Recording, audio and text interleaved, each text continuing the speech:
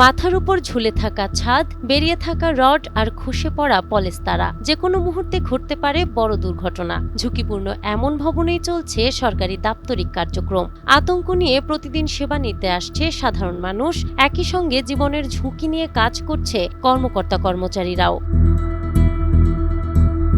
খুলনার ডুমুরিয়া উপজেলা জনস্বাস্থ্য প্রকৌশল অধিদপ্তরের এই ভবনটির ১৯৮১ সালে নির্মিত হয় নিচতলা এবং ১৯৮৪ সালে দ্বিতীয় তলা। দীর্ঘ সময় পার হলেও বড় ধরনের সংস্কার না হওয়ায় বর্তমানে ভবনটির বিভিন্ন অংশ ক্ষতিগ্রস্ত হয়ে পড়েছে। ছাদের কংক্রিট খসে পড়ছে, দেয়ালে দেখা দিয়েছে ফাটল, বেরিয়ে এসেছে লোহার রড।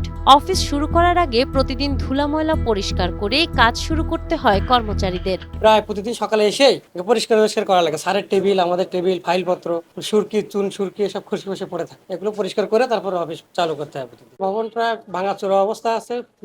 প্রতিনিয়তই আমরা ঝুঁকির ভিতরে আসি, ঝুঁকি নিয়েই অফিস করি।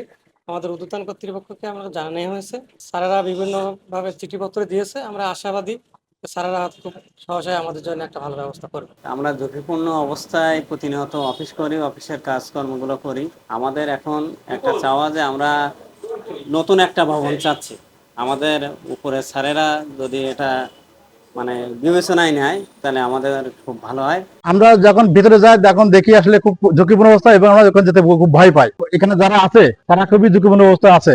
আমরা চাই যে এই বিল্ডিং এর সংস্কার হোক। যখন আমরা এই ভবনে আসি তখন তো ঝুঁকিপূর্ণ অবশ্যই, যখন যে কোনো মুহূর্তে আমাদের ডেড বডি হতে পারে। যেহেতু এই চৌধুরী দেখেন সমস্ত ধসে ধসে পড়তেছে, তো আমি কর্তৃপক্ষের কাছে আমার আবেদন থাকলো যে এই বিল্ডিং সংস্কার অথবা নতুন একটা বিল্ডিং নতুন একটা ভবন তৈরি করার জন্য বিনীতভাবে অনুরোধ করছি। আমার বিভিন্ন কারণে এই সহকারী প্রকৌশলী কার্যালয়ে আসতে হয়। তো এখানে ভবনের যে স্ট্রাকচার এই খুবই ঝুঁকিপূর্ণ, যে কোনো সময় মারাত্মক ধরনের দুর্ঘটনা ঘটার সম্ভাবনা আছে। তো এটা নিয়ে আমরা আসলে খুবই আতঙ্কে থাকি যে এই ভবনটা সংস্কার বা পূর্ণ নির্মাণ না করা হলে এই অফিস সহ আমরা যারা এখানে সাধারণ সুবিধার জন্য আসি, তো আমরা ক্ষতিগ্রস্ত হওয়ার সম্ভাবনা রয়েছে। এই কার্যালয় থেকে উপজেলার ১৪টি ইউনিয়নের নিরাপদ পানি সরবরাহ, স্যানিটেশন সহ জনস্বাস্থ্য সংশ্লিষ্ট কার্যক্রম পরিচালিত হয়।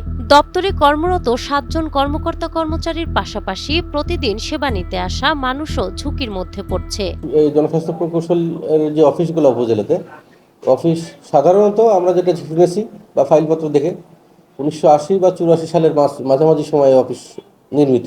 দীর্ঘদিনের পুরাতন, তো সেই হিসাবে আমাদের জনস্বাস্থ্য প্রকৌশল ডুমুরিয়া উপজেলা অফিস আজকে দীর্ঘদিন হয়ে যাওয়াতে অফিসের অবস্থা খুব একটা ভালো না। আপনারা দেখছেন এখানে হচ্ছে সেই বিভিন্ন ছাদের তলা থেকে পড়ে যাচ্ছে বা লিনটেলের পাশ থেকে ফেটে গেছে, এরকম নানান সমস্যা আছে। ফ্লোর বসে গেছে এরকম দীর্ঘ পুরাতন হওয়ার কারণে। তো আমার কার্যক্রমের মধ্যে আমি এখানে যোগদানের পর থেকে আমি ৩ থেকে ৪ বার আমি এস্টিমেট করে অফিস রিপেয়ারের জন্য আমি সেই ঊর্ধ্বতন কর্তৃপক্ষকে লিখেছি যেন অফিসটাকে রিপেয়ার করে একটু অফিস করার উপযোগী করা হয়। কিন্তু পরবর্তীতে অনেকবারই আমরা ফেলিয়ার হয়েছি।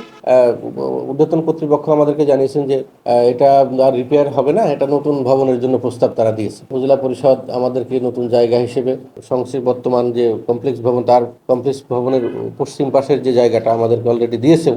আশা করছি যে খুব তাড়াতাড়ি নতুন ভবন হবে বা সেই নতুন ভবনের বরাদ্দ আমরা পাবো এবং সেই অনুযায়ী কার্যক্রম সম্পন্ন হবে।